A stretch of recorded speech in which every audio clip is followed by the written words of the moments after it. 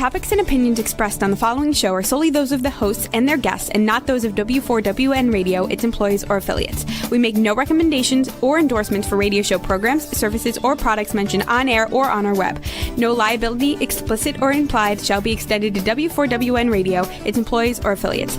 Any questions or comments should be directed to those show hosts. Thank you for choosing W4WN Radio. This is Beyond Confidence with your host, Divya Parekh. Do you want to live a more fulfilling life? Do you want to live your legacy and achieve your personal, professional, and financial goals? Well, coming up on Divya Parekh's Beyond Confidence, you will hear real stories of leaders, entrepreneurs, and achievers who have stepped into discomfort, shattered their status quo, and are living the life they want. You will learn how relationships are the key to achieving your aspirations and financial goals. Moving your career or business forward does not have to happen at the expense of your personal or family life, or vice versa. Learn more at www.divyaparekh.com, and you can connect with Divya at contact@divyaparekh.com. This is Beyond Confidence, and now here's your host, Divya Parekh. Good morning, listeners. It's Tuesday, and of course, I'm thrilled to be here with y'all. And today, we have a very special surprise in store with you. So, one thing I do want to share quickly, that life has its own way of happening. And just one very quick story that I want to share with you. Just past this weekend, everything that could go wrong went wrong, and everything that could go right went right. So I was running with my partner, the Confident Leaders cohort. We were connecting with the team members, with the ladies, like at heart. I mean, it was a deep connection. So first day's over. I'm just high, without drinking anything or without taking anything. Come the second day, not only my car is showing signs, so I take it to the dealer. When I come back, then what happens is that as I'm opening the garage door, it stuttered and it falls on my head, drop my coffee. So, and then of course I got to show up for my cohort. So I do show up. I'm like, universe is definitely testing me. I talk about presence, and there you go. Then I fractured my toe. So all in all, what I want to share is that when life is fun, yes, we can be present, we can be mindful. But the key is, how do you maintain that presence while you're feeling the discomfort? How can you be on the edge of comfort? And that's what we are going to be talking about today as we speak to our very special guest, Abha. Thank you so much for having me. Good morning. Good morning. So sorry about your toe. It's all part of life. It's like, we take things for granted, and then you find, that little toe can make a huge difference. Absolutely. But I always say that without contrast, there's no clarity. So unless you know the contrast, you don't appreciate as much. You appreciate, but then it kind of brings you back into focus. So Abha, share with us, when you were young, do you recall a moment or a person who left a positive mark on you? Oh, absolutely. I'm very lucky to say there's several, but I have to shout out my mother. She is the core reason why I am so creative and why I know there's always a solution to any problem or any obstacle. And that also you can find ways to make things better. She by far is the most just ingenious person I know. And as a woman who, came from an arranged marriage, didn't have the opportunity to finish college, there are these certain stereotypes or standards of, what, can provide creativity or intelligence and things of that nature. But she is born with just natural grit and creativity. And literally anything is possible that way. So I have to absolutely shout out my mother there. Well, that's phenomenal, because it's important that we give that shout out to those influencers in our life. So as you were growing up, what interest did you have? And, usually all kids have this different dreams. I'm going to be this when I grow up. Did you have any of those? I did. I have three. I wanted to be a teacher. I wanted to be a vet. And I wanted to be an animal police officer. So advocacy for those who cannot defend themselves or speak for themselves, and teaching, and being with people and others were clearly things that stood out to my folks of that's what she's going to do when she grows up, something in this world. Oh, love that. And, it's just kind of fascinating how much we can learn from our pets or Mhm. even nature, or like, as you're talking about animals, or like just sitting and watching that little bird. Or Yes. so, I'm not sure if you've had the chance yet to see Jane Goodall's documentary on Netflix that just came out, as she recently passed on, and it is fascinating. But what I love is she said she could never grasp how people would say they could be bored. And she'd say in nature, there's always something to watch, observe, and learn. And I find that fascinating to when you're saying, when you are going through the difficult moments, it's very easy to fixate on exactly what's happening to you and feel certain emotions. But if you were to just look up and look around, step outside, or even just listen, you see that so much is going around you to be grateful for. And it really helps with that perspective. So she's someone I certainly look up to as well. oh, absolutely. I'll definitely have to. She's one of my heroes. And Yes, we yes. could talk about nature for the rest of it. And I'm sure. Yes, yes. And her advocacy for animals too, right? It ties in very well. Absolutely. Yeah. I do want to bring back to you, like, that's such a beautiful dream that you had. And then as you kind of went through your high school and college, where did your Mhm. interest take you? Well, it took me to I love doing musicals and performing. So I joined choirs, and then my team would go and compete. And I love being on stage and doing shows. So I think, the takeaway there, looking back and reflecting, was I enjoyed public speaking. I enjoyed performing, and I enjoyed teamwork, and all of those things. When you're in a choir, you have to work well. I was a soprano, but you have to work well with all different levels of the alto, tenor, and bass to make sure that you're harmonizing. So, while lots of folks grow up learning teamwork via sports, I learned the same tools and mechanisms through singing and music, and that part of harmony, whether you're on the field or you're on the stage. Mm. And that is so powerful because whether it is sports or arts or science or music, Hmm. that's something that binds the whole humanity. Doesn't matter where you're from. Hmm. If it's good music, you will be nodding your head to the rhythm. Doesn't matter whether you understand the words or you don't. And that is such a powerful thing that you said that you learned the lessons from there. What was like, a couple of lessons that you've carried with you even today? From those experiences, you are better together. You're Mhm. stronger together. You can be powerful, and you can perform well, sound well on your own. But you are always that much stronger and better when you have others alongside with you. And making sure that you're also aware of others. I'm an incredibly empathetic human being. And so, being cognizant of those around you and how you are incorporating them and finding the best superpowers in people, I think, is one of my strengths. And that's something I learned too by observing, and listening. So in music, it's a lot, you sing, but you have to listen. I think a lot of times in our world, we like to share our opinions quickly, chime in, but a lot of times folks need you to pause and listen and take in what it is that they're trying to tell you. Mhm. That is such a powerful superpower to have because when you understand people, whether it's through listening or through observing, Mhm. you don't have to think how you can support them. It comes naturally. And that is such a beautiful way to be a leader. And so tell us your journey from being a soprano to getting into the corporate world. Okay. So once my father figured out, all right, medicine's not going to be her thing. Business is her thing. My dad's a nephrologist. And so he had said, you take a shine to people. That's your superpower. What do you think about business? And business is so broad. You could do anything. And I am a big data nerd. I love numbers. And so really we were debating, should I go into finance?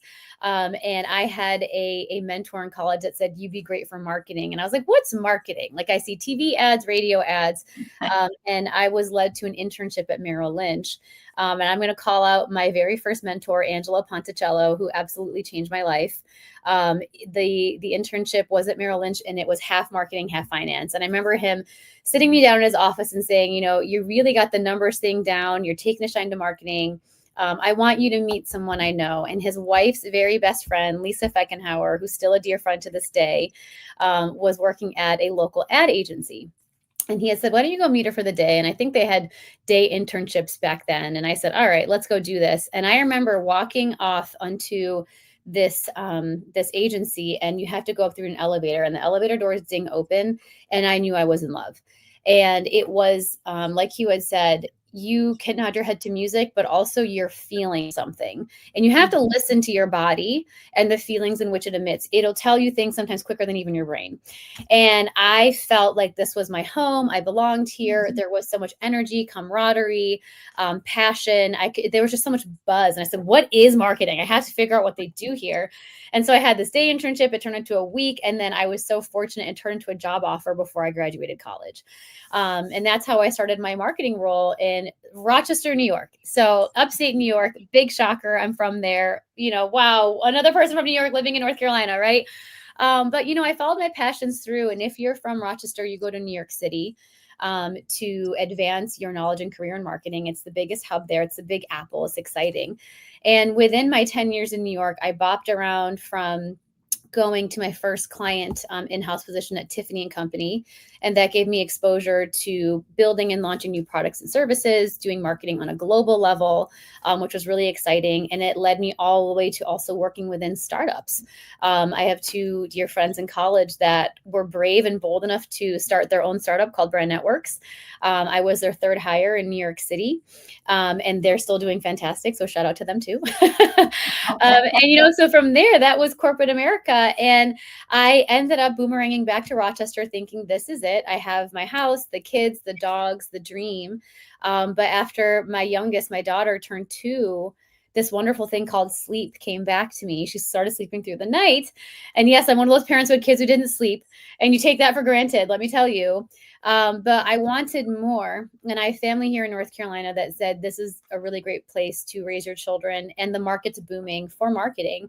And so we moved down, and I found Walk West, and I met Donald Thompson, who is a game changer, life changer for me, very well-known gentleman in the area. And he, it came down to him saying, when I was given the opportunity to become CMO at a very great bank in Rochester to working at Walk West back in the agency world, he kind of scoffed and said, you think you're made for corporate America. You want to come back in the ring for the agency world. And so I did. And it was through Donald's mentorship that becoming a CEO fell into my lap, which is kind of a weird thing to say. Like, generally speaking, it's a goal you obtain and go towards. But my mantra is right behind me is work hard and be nice to people. And I truly think things fall into place with that mindset. And so when Donald, went off to be CEO at the diversity movement, he had said, I want you to put your hat in the ring to be CEO of Walk West. I always thought I'd be a CMO, being in marketing. But I said, you know what? You don't know what you don't know. Try. And I was very fortunate. And that's how I fell into that corporate world and my first real exposure into the C-suite. And it was an experience I am so grateful for. I learned so much, and it shaped my life. You talked about a lot of transitions. You talked about, okay, here I am. I love the animals, from there into music to finance to CMO, and becoming in the CEO and the marketing, and then the startup, because a lot of people are very, very hesitant. Yes. So I want us to talk about younger generations. Mm-hmm. So younger generations, and especially nowadays, unfortunately, a lot of young college graduates are not able to find jobs. Mm-hmm. Not sure if it is AI generated or what it is, a lot of coding and all of that is happening, but somehow, I was just reading that. Mm-hmm. What message would you have to those youngsters? You have been through so many transitions. Mm-hmm. What are a few things that they could do to set themselves up for next few years? The world is so beautifully different now. You can't give up hope. There is more flexibility than ever in the world. Back in my day, you go in, it's very strict on what the rules are. It is, at this time to this time, it is in person only. There weren't a lot of entrepreneurs. Then there were not a lot of contract workers, hybrid workers at that time. And now I really want to tell the younger folks, do not give up. Do not give up hope. For me, similarly, I graduated college in 2007 and we hit the recession and there were no jobs. It was so hard to obtain a job, but you have to hustle and you have to believe in yourself and you have to gain that confidence of who you are. I would strongly suggest building out your network. You will never know where meeting one person for coffee can lead you and who they may know. And you have to truly believe in yourself and practice gratitude. I can't express how much practicing gratitude has changed my life. There is so much out there to be grateful for and to manifest, the things that you desire and want, building out a plan. A lot of folks give up hope, but if you can start mapping out, again, with a mentor, a friend, your parents, whomever, take it one step at a time. One step is digestible, one step is approachable, and build your confidence that way. Like you say, beyond confidence. Don't lose that confidence and forget who you are and keep chasing your dreams. Absolutely. And I am going to your point, I'm going to add to that. It's not just about confidence. You're just starting out in your life. Go beyond confidence because you're made for more. And Abba, as you mentioned, that, especially in today's world, I personally have lived multiple lives in this life. The things are so much Yes, I completely understand. things are flexible in the sense that there are a whole lot more options versus, if you were to go back, even like 2 or 3 decades back, it wasn't there. So Yes. yes, internet and the web and social media, it has its downplays, but it also has its lot of like openings and opportunities and possibilities. So, okay, we have talked about the younger ones. Now, a lot of times, women, we still hear that women are still being paid, not sure like what was the current, like 85 cents or whatever to the dollar that a man is getting paid. What do you say to that? You have to advocate for yourself or no one's going to do it. Personally, for myself, I think the number one tip also I give people, no matter what your age is you go into a role and you make yourself invaluable. Where a company, it would hurt a company to lose you, right?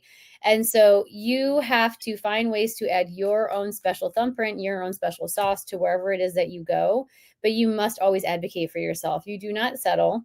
And you fight for what you are worth, but also what are you bringing to the table, right? So making sure that you are tracking, documenting, and really showcasing it. What is it that you are contributing to any organization? But we don't just say, oh, this is the gap and it's going to take another 20 years to close it. Every single person listening can make a difference for us to get there faster and in a much more efficient way.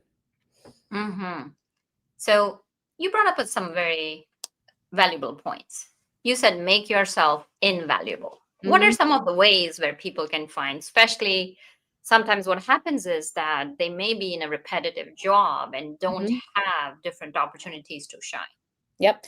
So a job is never just a job. You could be in accounting and think that your job is just numbers and things of that nature. But when you look at an organization is way more than what it represents. So are you going to be adding in? I'll give you a very random example. I had a director of media. We were in hybrid times. I never thought I'd lead an organization during COVID where we couldn't even see each other, being an extrovert. And our culture was hurting. Our connection was hurting. And if you don't have people connecting to something, you will see that your business will decrease in effort and energy and what your output is, right? And so he had said, I know I'm head of media and whatnot, but I do believe it's really good for us to bring folks together. I would like to start a committee for whether it's Meditation Mondays or doing cultural events for us together or to getting happy hours together, whatever it is to bring people and productivity together. He then ideated with somebody else who had said, hey, I want to do little webinars and get folks up to speed on how to learn A, B, C, and D. So once we then saw more engagement, more people joining the calls, more people participating, you would then see our creativity, our spark, our camaraderie increased. That's adding value to a company. So truly get creative on what it is that you think your company is lacking. It can be in the cultural realm. It could be a product or service that you could add that would help your revenue goals. Getting creative and then contributing is absolutely something anybody can do right now in this moment. Very powerful. So what I'm hearing is find the gaps. Mm-hmm. That will translate into ROI, which And the is white return on space, find the investment. gaps. Yes. And to whatever it is that you want to shine in. Absolutely. Mhm. And that's a really good point, that it's not only finding the gaps and going after it, but where you want to shine and you want to bring light. So then that makes you invaluable. Mm-hmm. Now, so many times what happens is that people are very hesitant, whether it's men or women, to advocate for themselves. I'm sure you have heard in your career, and I hear that from my clients all the time. You know, what if my message doesn't land? And when they find, like, somebody's not nodding their heads, and especially if Mm-hmm. it's remote, like, people have their cameras turned off. I want to ask the question, what if people think that I'm stupid? Or what is the perception? What would you tell them? There comes a point in your life, and I don't want to say you don't care about what other people think, because you always will care. We're humans. But if you truly were to factor in and consider everyone else's 1 million different ways they can respond, how will you ever grow? How will you ever learn? How are you ever taking a risk and getting the reward? You're not. So if you decide to stay quiet and in your bubble and in your box, frankly, that's on you. But what's the worst that could happen? If someone doesn't agree with it, maybe they won't agree, but they could say, hey, this person's an idea maker. I want to add them to this conversation and brainstorm with me. Or it could be the best idea in the world. But the last thing you want to do is ever have regret for not speaking up. Or what could also happen is you have the idea, you stay quiet, someone else says it, and you're like, I had the same idea. Whoever wants to be that guy or hear that person say that, right? There's no harm in speaking up for yourself. Because again, if you don't, you're going to be that quiet person in the meeting who's not bringing or adding any value. And we all have so much more we can add if we can work on having the courage to do so. Hmm. And that's important to know, that before you go and advocate for yourself, it's important to start contributing. It's important Mhm. to create that impact Mhm. that's meaningful to people as well as to the overall revenue. Mhm. Now, so many times, a lot of women and men will, a lot of professionals will say that there are layers between the C suite leadership and them. So, how can they garner the visibility? What I love to do is ask them out for coffee, ask them out for lunch. Because what I find fascinating is you can learn from anyone, and I mean anybody, all the way from the CEO to, the janitor, to the assistant. Everyone has a compelling story. You don't know where their paths have led them. You can learn something from everyone, but if your goal is to connect with the C-suite, I would advise you find someone that you look up to, and want to learn from, and say, I'd love to get coffee and I'd love to listen to your journey. That is an incredibly easy way to bring down the wall. And it's not that you're asking them for a promotion, for funding, or things of that nature. You want to learn from them. And who doesn't like sharing their story? And I think that could go a very far way of saying, this is someone who's trying to make a simple connection with me. How do you say no? How many people do you randomly meet at conferences that you get coffees with, right? It's very disarming, and it's a way to build a connection, and it gives you a direct line, but also it allows the person you're meeting with to get to know you as well. So it's no longer this terrifying, oh my God, the CEO is walking in, or the CFO is here, or, whomever. It's like, at the end of the day, if people are listening, everybody is a human. When I used to live in New York City, there were celebrity sightings everywhere. And at first I'd be like, oh my God, it's so-and-so, it's so-and-so. I was in the elevator once with Tyra Banks and I was like losing my mind. But then I was like, you know what? She's a person. Everyone's a person. We're all humans. And when you really put that perspective on, I'm a human, you're a human, he's a human, it's not as intimidating.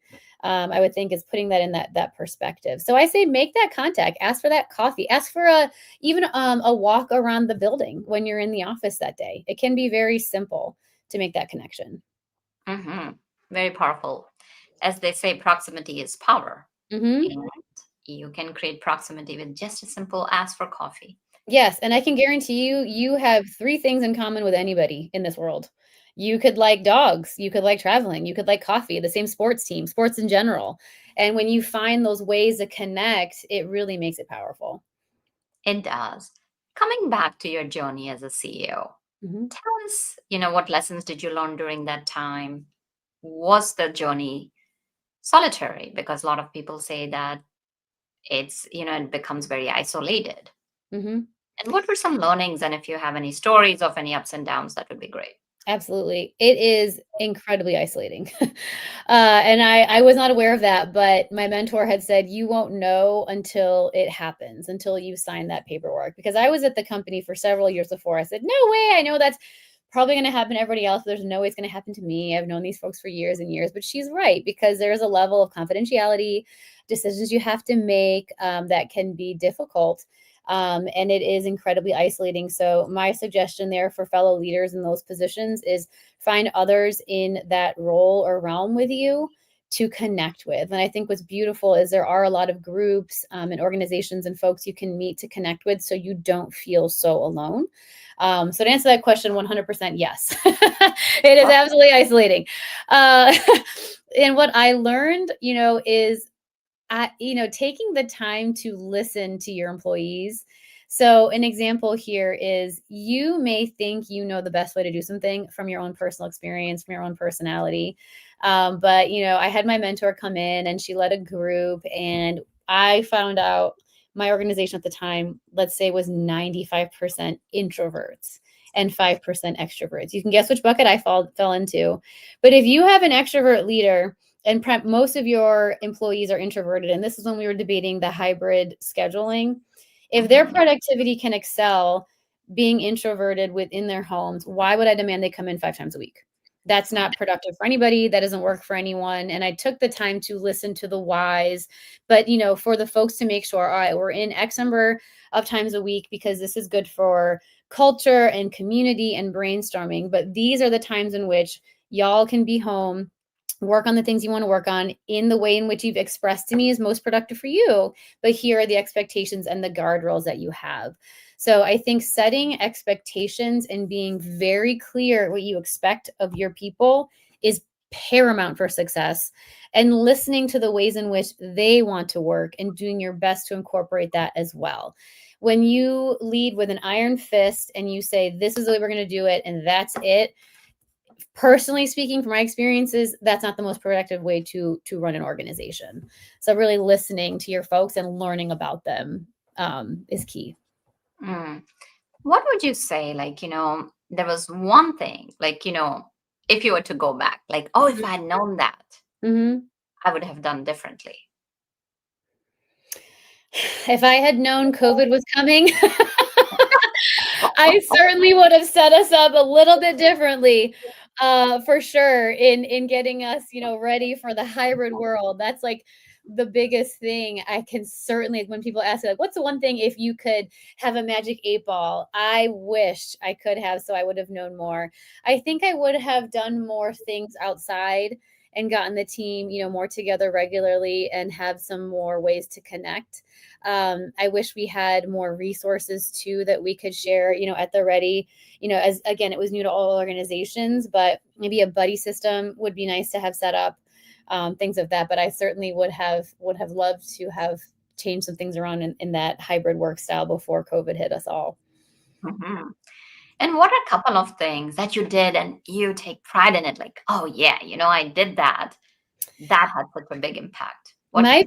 my biggest pride in my career, I will say, is that we didn't have to let go of anyone during COVID. Mm, And it's because, thank you. It's not, I applaud my team too, because what we did was we banded together and we got creative.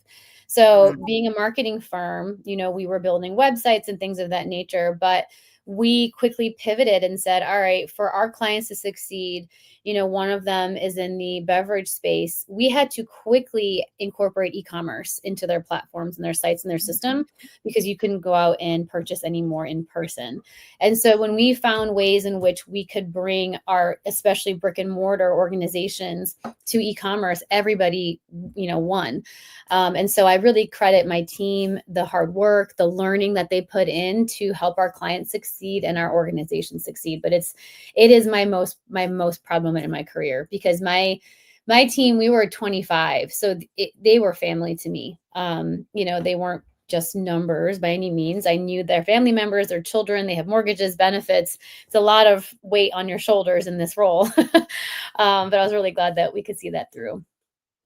Yeah, no, and it's such a beautiful way to look at it. And for me, that would be the utopia in the corporate world, because whenever I hear people being laid off, I just cringe, because Yes. being a people person, there's always a story. Yeah. There's somebody, it could be, like you said, mortgages and all of that. And if we could find ways Mm-hmm. to work around it, and Yeah. even if it's people. So many times what happens is that you hire people, but they're not right for the job. It's Mm-hmm. not that they're not good, they're just Mm-hmm. not the right fit.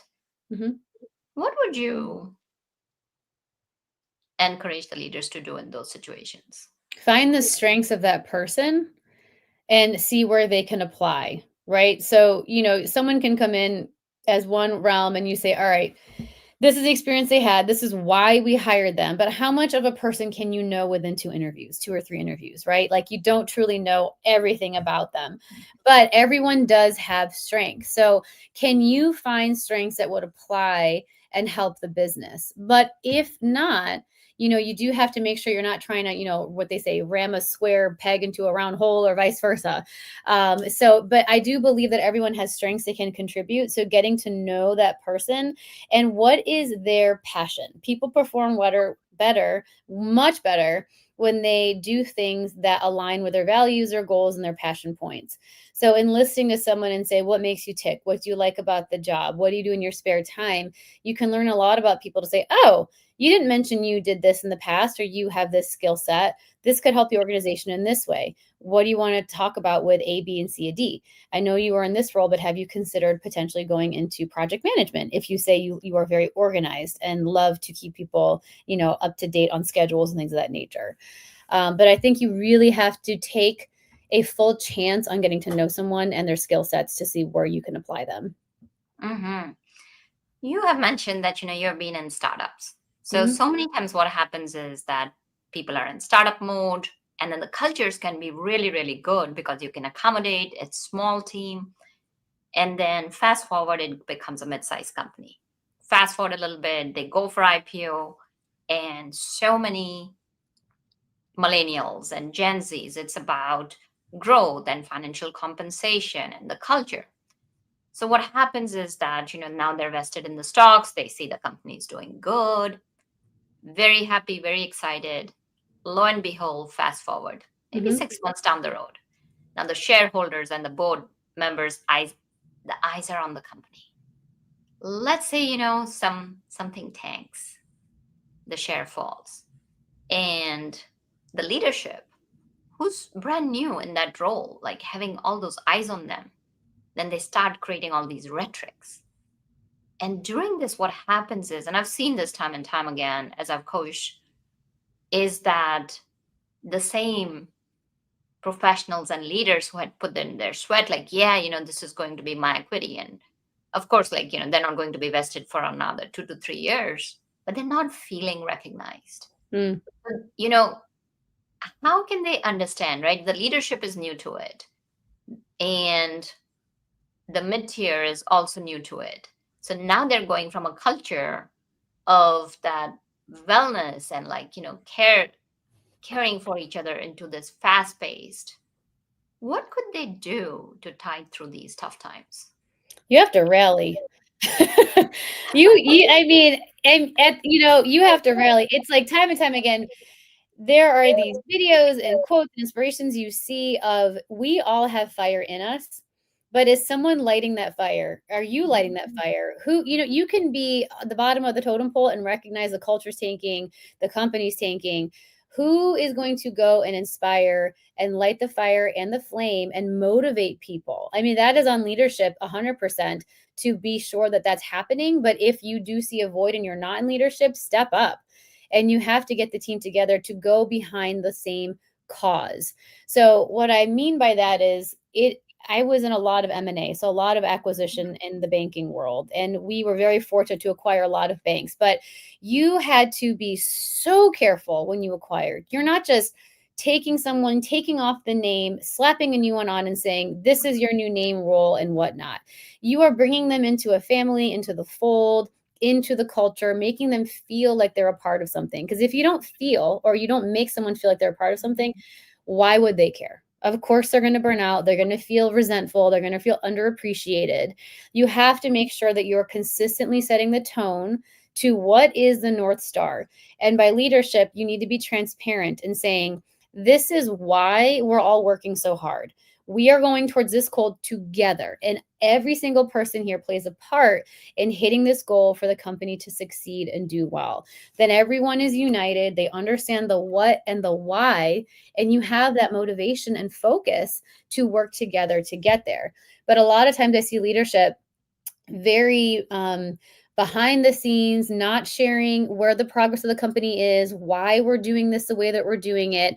And then you're going to hear the people inevitably say, well, I don't know why we're doing this. We should be doing it this way because this way is better, right? But if you explain the why, then people will understand why. It's literally almost like having children. You tell your don't touch the stove. Why? Because you're going to burn your hand. There's a repercussion to that. Hey, we need to do homework. Why? So we can make sure we're learning to read. You know what I mean? So, with children, if you just say, don't do that, the first thing they're going to say is why, and they're going to want to do it.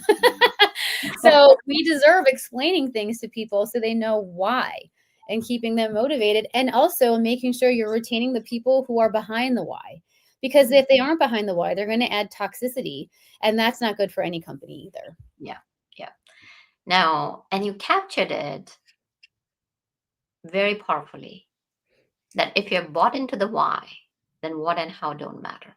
Mm-hmm. So as we are coming close to wrapping up our show, share a little bit about what might be next for you. How can people connect with you? Well, I've been very lucky. So when I was going through succession training at Walk West to be CEO, I had a passion with wellness. And I had said, you know what, I may not get this job. So what do I want to do? And I said, this is the time for me to jump and leap. Leap is one of my favorite words that my mentor said, leap and the net will appear. And so I got my nutrition coaching certification, and a client at Walk West had said, okay, well, I'm going to be your first client in nutrition. Figure it out, even though I did it for my own education. So I ended up opening my own LLC. So to all my folks listening, to fill your cup and have passion, because we have to work to survive at times, right? You can't always have your dream job, but you can find ways to find passion and make your heart happy. So for me, opening an LLC was very scary how easy it was and quick. It took me 20 seconds online. But there you go. I'm a small business owner, and now I have nutrition clients. Then I got my personal training degree as well, so I can also incorporate in that way. I learned that I could coach part-time in gym. So there are manageable ways you can do this, my friends, to make sure that you are following a passion and learning and growing. Because just because you decided to have one job, to my young folks, just because you decided to go into finance doesn't mean you're married to finance for the rest of your life. Like you were saying, Divya, we have so many different lives and people that we were and able to be, but we decided that, right? We took that leap of faith. So I am excited. In the next week, there's going to be a fun announcement coming out. So stay tuned for that on where my next journey goes. But if I can advise anything to anyone, is be open-minded, listen to your heart, listen to the voice in your head. You are so much stronger and more capable than you are aware of, but you have to go get it. So you got to put in that work and those steps and make those connections, and beautiful things will come when you manifest, when you have hope, and when you stay routine. I love this quote I shared today, and it was along the lines of, willpower is a muscle you can strengthen. So I'm talking even outside of the gym, my friends. Your brain, your willpower, your energies, it's something you control and you can strengthen and use in a powerful way.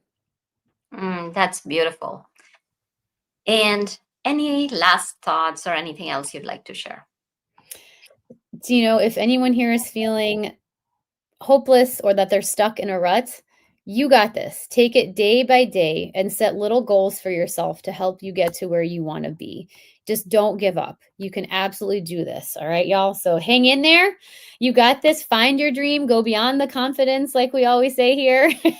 And you can make any goal attainable. And I hope everyone for the best there and keep connecting.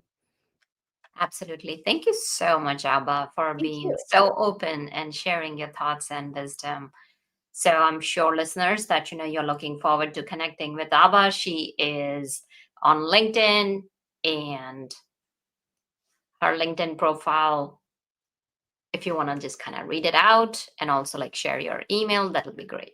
Oh, yes. You'll find me with Abha Bowers, ABHA, last name BOWERS. I'm the only one you'll find on LinkedIn. And my email is abhaabha@reachandmetal.com. Well, lovely. It was such a pleasure to have this conversation with you. You bring so much joy and hope to people. Thank you. And we wish you the best in your journey. And I'm sure and positive that you'll continue to light the way for others. Thank you. Thank you so much. I've been fortunate to have it before, so we have to remember to reach back. Thank you. Thank you for having me. It was a pleasure. My pleasure and joy. And thank you, wonderful audience, because without you, the show would not be possible. So reach out, let us know, who can we bring? Which stories do you want to hear? What do you want to learn? So we can make your life the best you can, because you deserve to live the life you want to. And thank you, Juan, for being our visit tech and making the show possible. Yes. Take care and be well until next time. Thank you for being part of Beyond Confidence with your host, Divya Parekh. We hope you have learned more about how to start living the life you want. Each week on Beyond Confidence, you hear stories of real people who have experienced growth by overcoming their fears and building meaningful relationships. During Beyond Confidence, Divya Parekh shares what happened to her when she stepped out of her comfort zone to work directly with people across the globe. She not only coaches people how to form heart connections, but also transform relationships to mutually beneficial partnerships as they strive to live the life they want. If you are ready to live the life you want and leverage your strengths, learn more at www.divyaparekh.com. And you can connect with Divya at contact@divyaparekh.com. We look forward to you joining us next week.